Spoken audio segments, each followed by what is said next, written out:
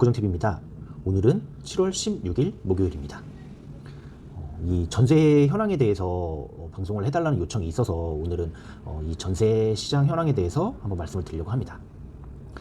지금 이제 시장 전체를 분석해 놓은 칼럼이 많이 나오고 있는데, 그 칼럼들을 보면은 이제 전세 대란이 올 것이다, 이런 내용들이 많이 보여요. 저도 이 부분은 많이 보고 있고요.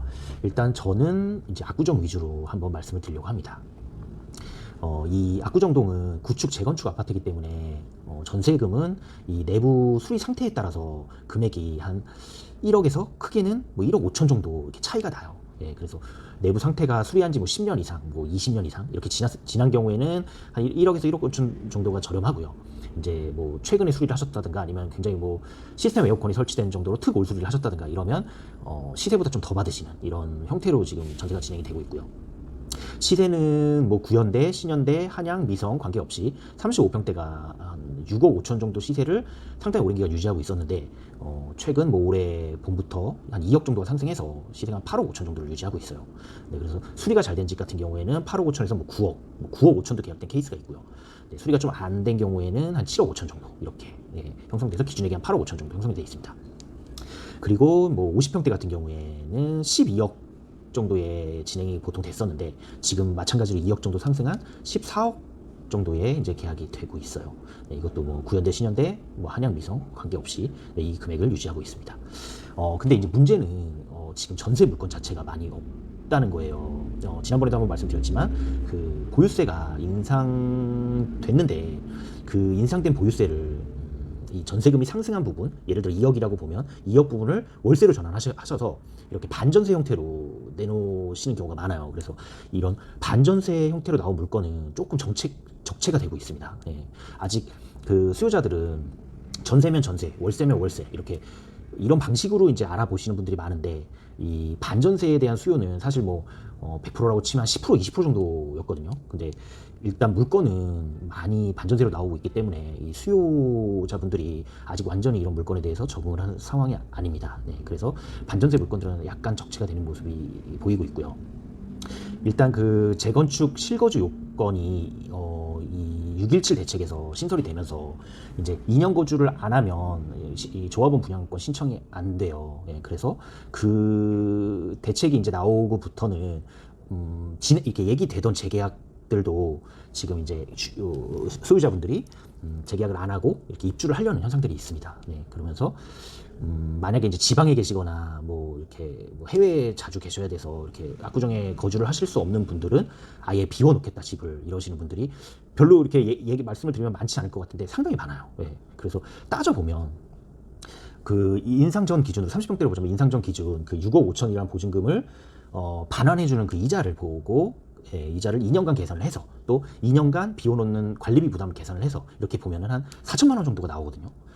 그 뭐 대형 평수 같은 경우에는 7천만 원 정도가 나오는데, 이 비용을 2년간 들여서라도 비워 놓으면 이 양도세 혜택을 그 이상으로, 훨씬 더 이상으로 보실 수 있고요. 그리고 이제는 조합원 분양권까지 확보를 하실 수가 있습니다. 이런 어떤 차라리 비워 놓는 게 금전적으로 더 이익인 거예요.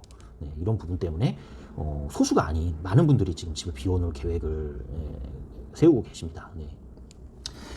이렇게 되면 전세 물건이 지금 여러 가지 이유로 많이 없는데 전세 물건이 더 줄어들면서 이 매매가에 영향을 미칠 수도 있을 것 같아요. 전세가가 인상이 되면 이렇게 갭이 줄어들기 때문에 매매가를 밀어 올릴 수 있는 이런 현상까지 이제 나타날 수도 있지 않나, 그렇게 보입니다.